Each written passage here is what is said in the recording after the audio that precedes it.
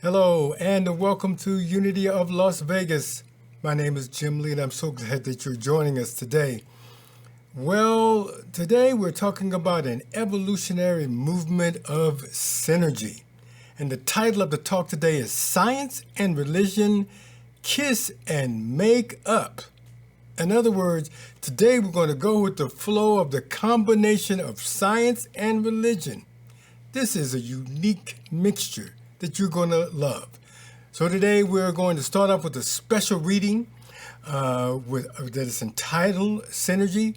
We have a great song for you, and we're ready now to move into a wonderful space. We're going to go with the flow today. Hello, my name is Don Fouts, and I am honored to bring you today's special reading. It really is fantastic. And the word for today is synergy. And the affirmation, I am an expression of synergistic love in the universe. And this quote from author Stephen Covey, synergy is the highest energy of life. It creates new, untapped alternatives. It values and promotes the mental, emotional, and psychological differences between people. Synergy is what happens when 1 + 1 equals 1,000. It's better than your way or my way. It's our way. Evolutionary love favors diversity. Synergy, the coming together of diverse elements, produces something brand new, never seen before, something totally not predictable by its parent elements. Spiritually, synergy creates the next highest expression of love in the universe. Together with my human family, I create a universal tapestry of interwoven diversity. Every being is a thread, wonderfully unique in appearance and action, all in dynamic relationship with the cosmos. I honor all beings as part of God's love and beauty expressed. In times of spiritual contemplation, I remember that the one power and presence of God expresses through all things. Human individuality and free will dictate the necessity for diverse expression. Opposing worldviews may at first feel dissonant in my mind, but as I continue to hold both in the larger context of love, I am able to see the magic of synergy at play there. As if woven on a great loom, I envision each uniqueness being woven together in love and harmony. I celebrate the resulting tapestry of miraculous, synergistic expression, which is never just your way or my way, but always our way. And the affirmation again, I am the expression of synergistic love in the universe. And so it is. Thank you, Don. You are definitely a beautiful expression of synergistic love in this universe, my friend. And good morning, everyone. We want you to know that we love you, we bless you, we appreciate you, and we behold the divine consciousness of Christ in each of you this morning. It's wonderful to have you with us. A couple of points of interest. We have a virtual meetup at noon on Wednesdays on Zoom, and we have a popular in-person and virtual Course in Miracles class each week. And you're also invited to join us in person on Sundays, if you're in town, in our sanctuary at 222 South Rainbow Boulevard, just south of the Rainbow Curve at I-95. Please visit our website for more information on everything that we've got going on at unitylasvegas.org. Fans of our music team may be interested to learn that Michelle and I will be performing a concert of posi-music at the Center for Spiritual Living on Rancho next Friday evening, August 20th at 7 p.m. Tickets are available by calling the center at 702-255-6412 or online at www.lasvegascsl.org. We'd love to see you there. Now for our song this morning, I'm thrilled to introduce our musical guest. Greg Tamblyn is a multi-award-winning keynote speaker, singer, songwriter, humorist, author, and MC, specializing in mind-body wellness groups and social work. Greg and I became friends at a posi-music festival in Florida some years back, and I'm delighted to be able to share his ministry with you. Go to gregtamblyn.com for more information on Greg and his ministry and music. Here's Greg singing his hit single, All These Atoms. Enjoy. Greetings, Las Vegans of Unity. Greg Tamblyn here in Kansas City, or as we like to call it, the Heartland, just 30 minutes or so down the road from Unity Village, which I know some of you have undoubtedly visited. So I'd like to give a big thank you to John for playing my recent music video for you. This is an award-winning song. It's about sharing. It's about how we're connected, and it has a sense of wonder combined with a sense of humor. So I hope you enjoy it, and thanks for watching.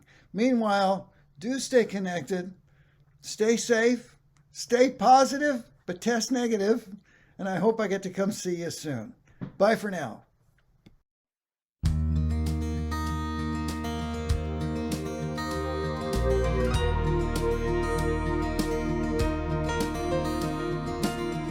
You breathe out, I breathe in.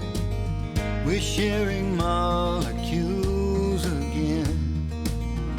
Oxygen and hydrogen. But do you know where your atoms have been? Parts of me were once in you. Genghis Khan and Hitler too. Jesus Christ and dinosaurs, Princess Di, Dinah Shore. All the atoms everywhere circle back so we can share. No escaping, yes it's true. Parts of me were once in you.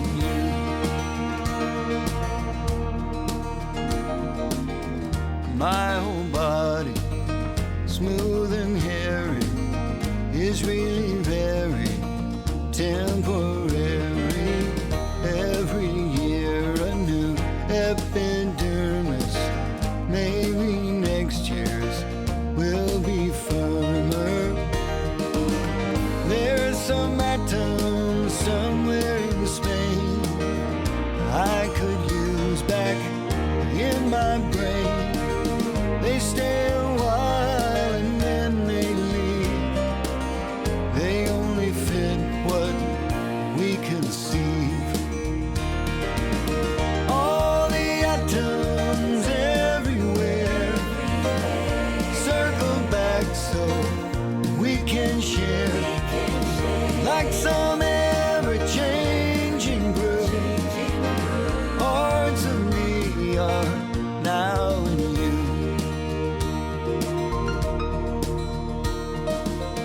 As hard as it might seem to be, parts of you were once a tree, once a fish in the primal soup. Something's dinner, something's poop. 15 billion years ago, the Big Bang was quite a show. All this time and now here we are.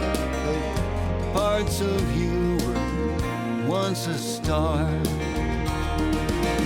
All the atoms everywhere circle back so we can share. No escaping, yes it's true.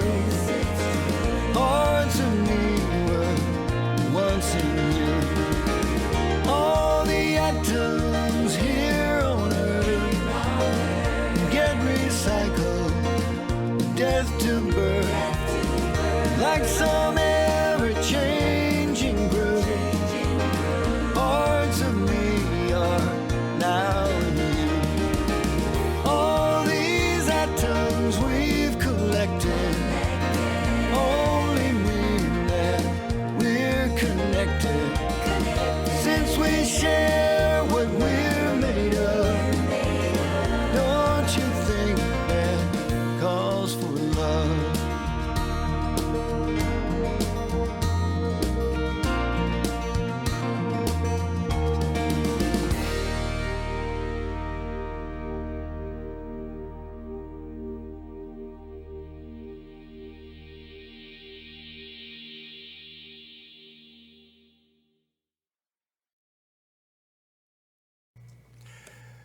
Thank you, Greg. A great song. I love this.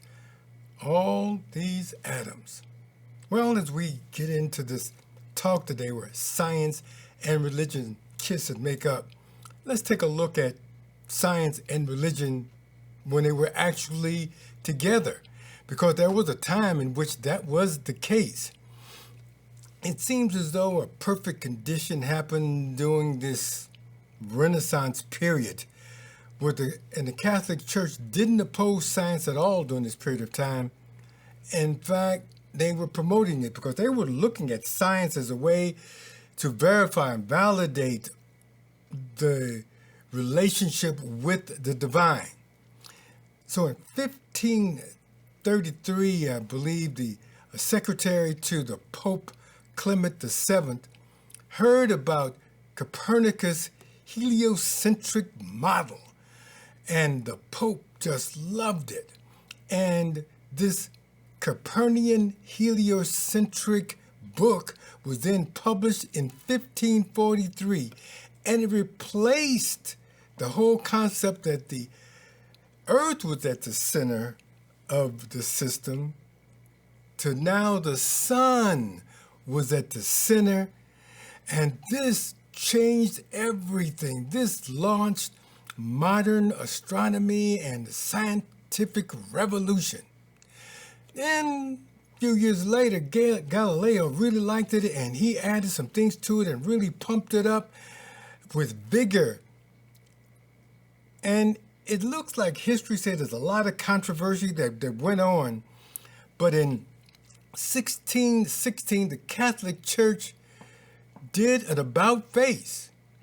They then said that the book, the heliocentric universe, is now banned, and Galileo was summoned to a Roman Inquisition in 1633 and then placed under house arrest for the rest of his life. Oh my goodness. It seems as though the outcome of this, however it transpired, is that the religious establishment had some rigid beliefs, what you might call dogma, and the science that was interested in exploration and coming with some creativity had to split. Now, what I am saying is that was actually the best thing ever, because now science had all kind of freedom to go in different kind of relationships and look at different things without the view of someone else looking up their shoulder and letting them know what is good and what is bad and what should be looked at and what shouldn't. And so the science developed a wonderful system based on objective materiality of the world, and they developed a model in which to verify and validate this system. Now I want to use the term model again, because in their model of the universe and everything that was going on as they were tested it, if something bumped up against the model, they would adjust the model with the new information so that then it could remain in harmony what they were verifying and validating.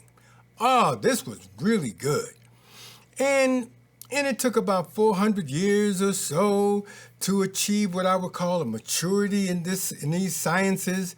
And then in the 20th century came this new discovery called quantum mechanics, which altered the old materialistic dualistic approach from now into a new approach. Well, the old approach really worked well because we built our civilizations on it. We built all kind of manufacturing, and the industrial age came out of this materialistic concept, and it was a dualistic system. It had material on one side, and the human experience or the internal consciousness on the other.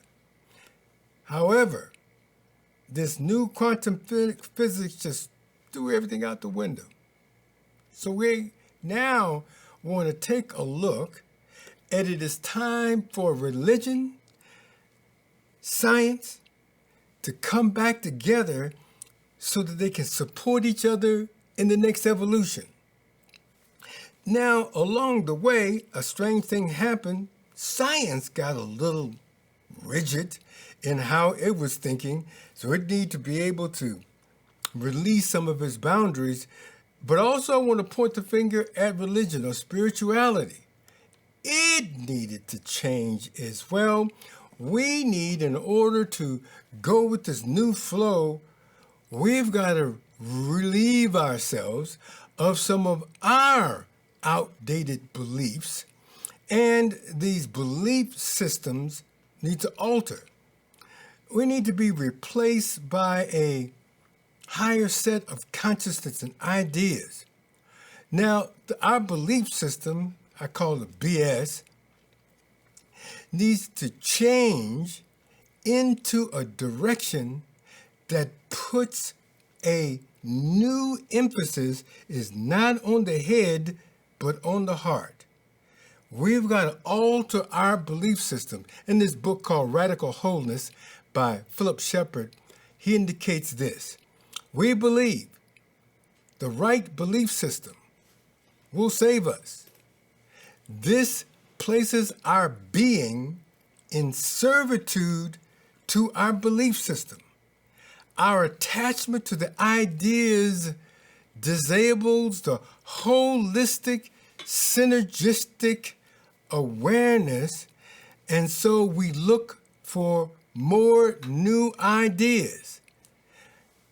All self-improvement that we were going through in the 70s and 80s, that was really good, but it was based upon the 5 steps of this or the 12 steps of this, and they were belief systems that actually was causing a division.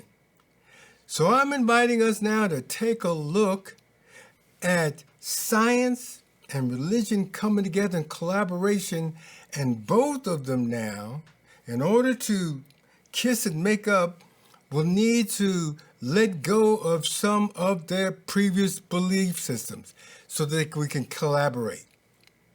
One of the leaders in this is by the name of Donald David Hoffman. He's a dean and professor of cognitive sciences at the University of California. And he says this: consciousness causes and creates all objects and properties of the physical world. There is no duality. There is oneness with mind, body, and consciousness. So now the new science, especially with quantum physics, as they're seeing that consciousness now is affecting the material world. The other worldview was a material world and had, in fact, caused consciousness. That's been flipped on its head. Now here, in this new spot, some new possibilities for synergy to emerge and take us into the progressive edges and provide us with, I would call it, an expansive view and a new dimensional view of universal truth and in the world. And there is a book by Lynn McTaggart called The Bond, and she says this: discoveries suggest that the idea of the individual as an individual thing distinct from other things is a fallacy. There is nothing from our subatomic molecules in our entire being that we can define as wholly separate body that can be isolated. Nature's most basic impulse is not a struggle for domination, but a constant and irrepressible drive for wholeness.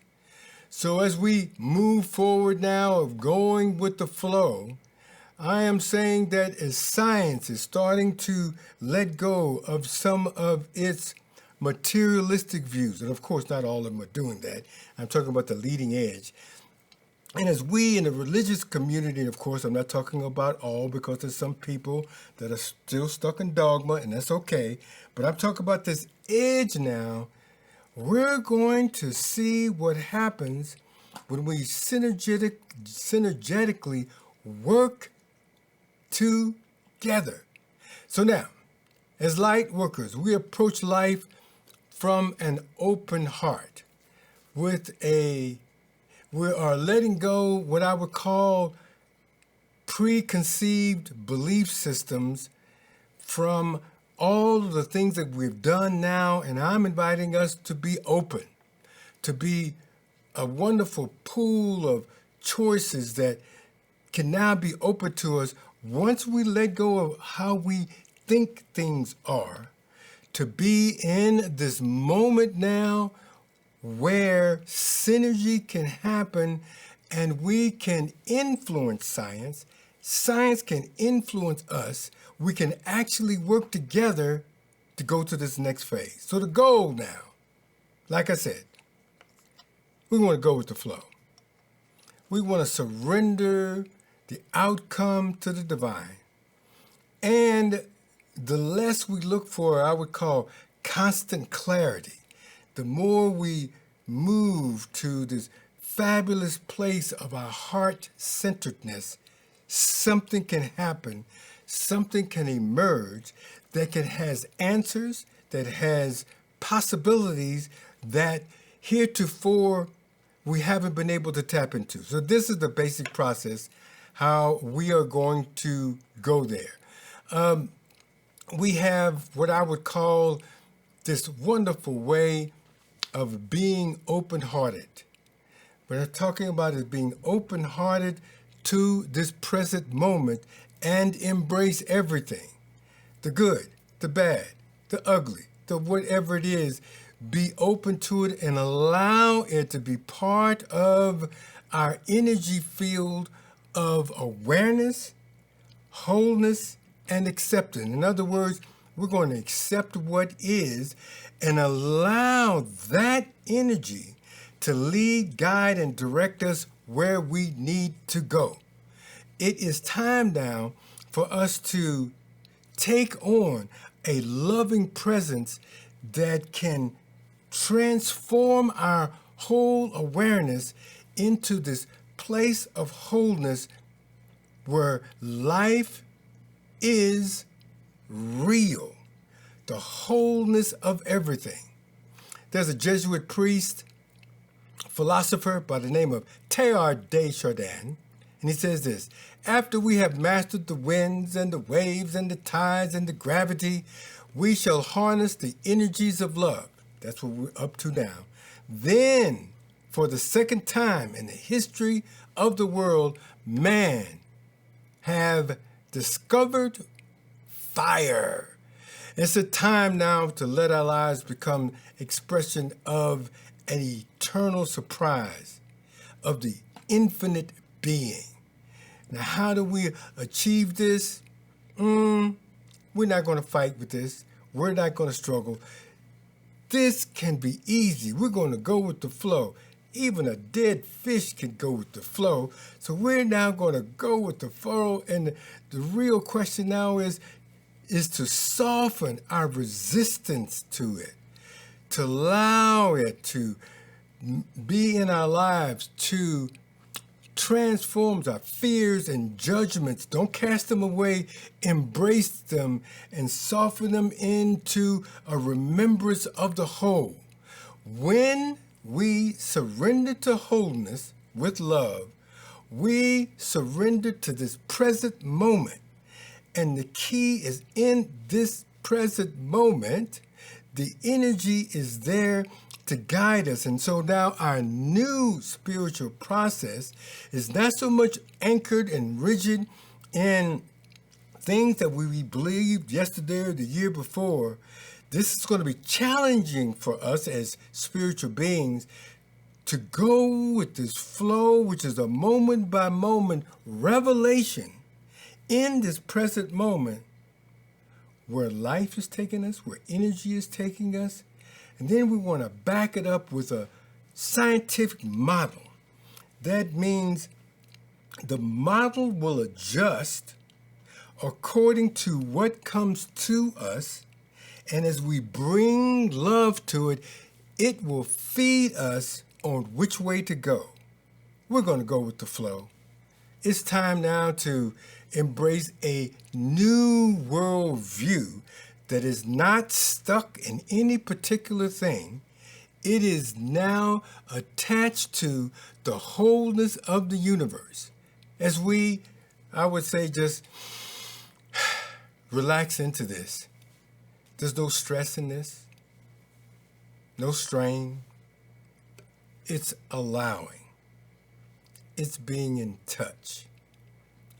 It's having a synergistic approach that's now taking us to the next level. As we do this, let's see what happens, because the model is based upon accurate results. Now, for the next few months, we're going to be going through this more and more, because this is a brand new concept that I am evolving to myself. Don't have it all worked out yet. So we're going through this together, but right now, the joy and the excitement is, let's forget the struggle. Let's bring out love. Let's bring out wholeness. Let's see what the divine can reveal to us. Thank you in advance, for as we work this together, we will lift each other up, and as we work through our issues, we are going to free each other so we can have an expansive realization of the divine like we have never had before. Breathe this in. And now Lisa is going to support us in this wonderful synergistic approach. Most of us are familiar with the ancient Indian parable of the blind men and the elephant, where there's a group of blind men attempting to learn what an elephant is, each touching a different part and then disagreeing on their findings. Now, this is a story which is rich in meaning and has been used in a variety of ways, but at its core, it really speaks to our human tendency to become attached to our own particular way of seeing the world, causing us to be unaware of possibilities available in incorporating the greater whole. So worldviews really are seductive. They are magnificent and beautiful to us, and have become precious in the way they support us in navigating the 3D world. So why in the world would we give them up? I believe the path of the light worker causes us to become sensitive to the calling forward of love, in a way that is similar to the way the sheep knows the voice of the shepherd. As we step into grander and grander awareness of love, our attachments soften, and we become greater allies with the evolutionary forces of the universe. The invitation here for us as light workers is to live inside of the truth that the universe is not only tolerant of, but is actually fueled by diversity. It's the way evolution occurs. In fact, the greater the polarity, the greater the leap forward. To align with this dynamic process, we are being invited to inhabit larger and larger contexts of self, who we believe ourselves to be. We inhabit the larger wholeness where opposites touch. And this place where they touch is, in the case of science and religion, is a place beyond the hardened edges of dogma and attachment to worn out thoughts and belief structures, where this is the way we have always done it has been allowed to reign. The place where they touch is in the home of their essence, where what is most true is most alive and vibrant, where each is soft and open to influence. So for our meditation today, we will visit this essential place inside of us, moving from the externals of religion to the essence of our spirit, sensing into its potency and life force, allowing any structures that may have become old and outdated to reveal themselves.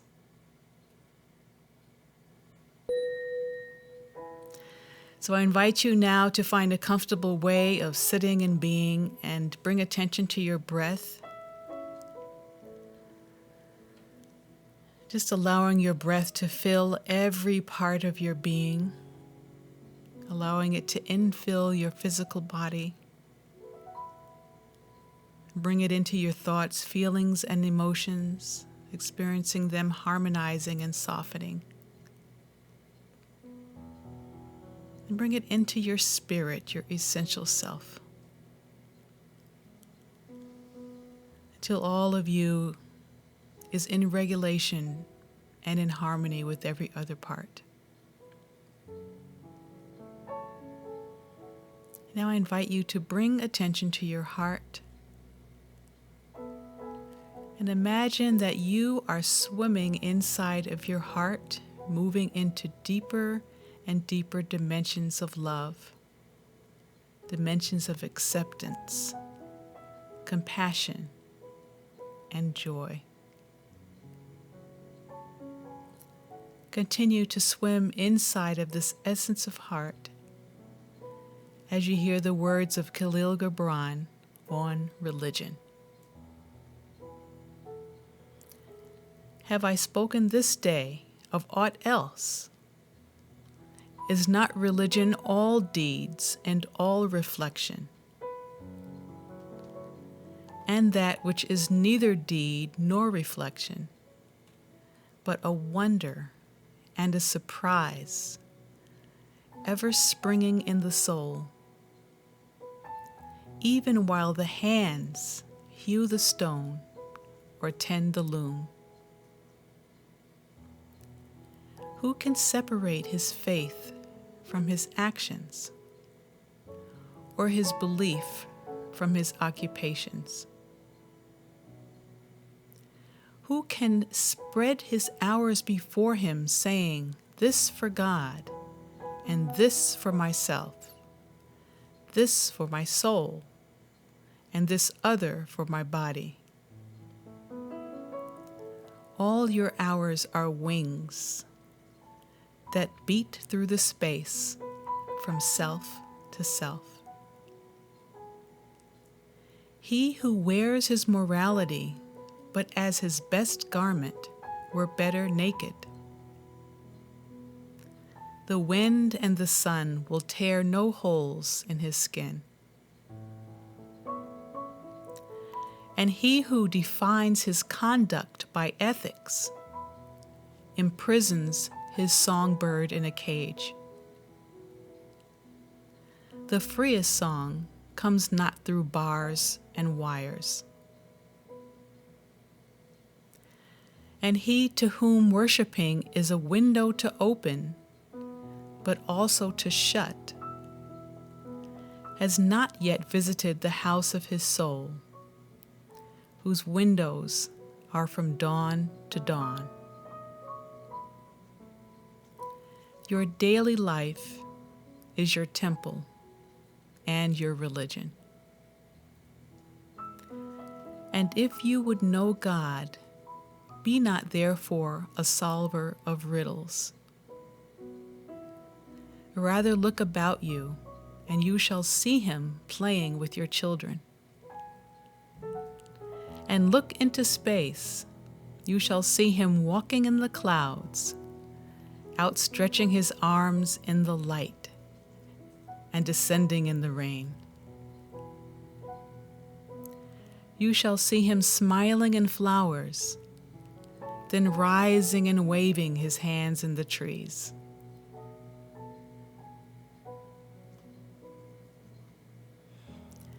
Allow these words to wash over you and through you as you continue swimming in the essence of your heart,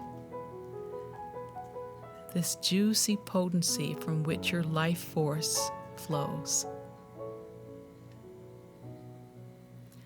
Allow its radiance now to interpenetrate the earth, inviting all people, all world views, into its large embrace.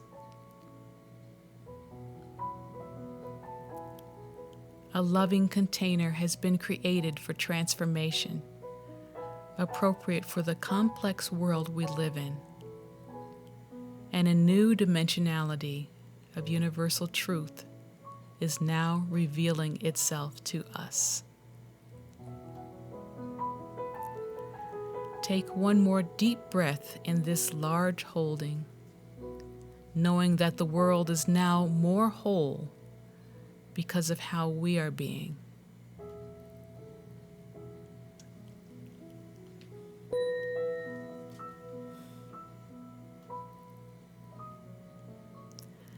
For this is the way it really is.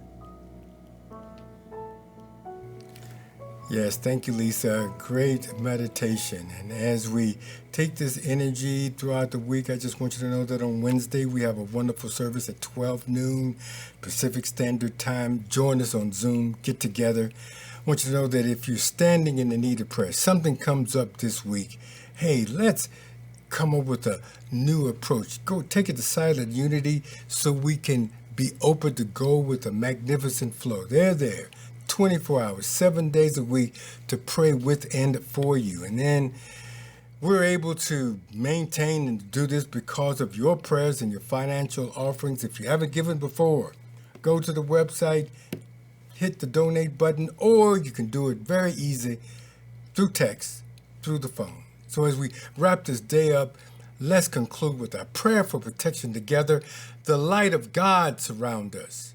We are the light of God. The love of God enfolds us. We are the love of God. The power of God protects us. We are the power of God. And the presence of God watches over us. We are the presence of God. Wherever we are, just want you to know that God is there and all is well. God bless you all. Let's go with the flow. Thank you. All the afternoon.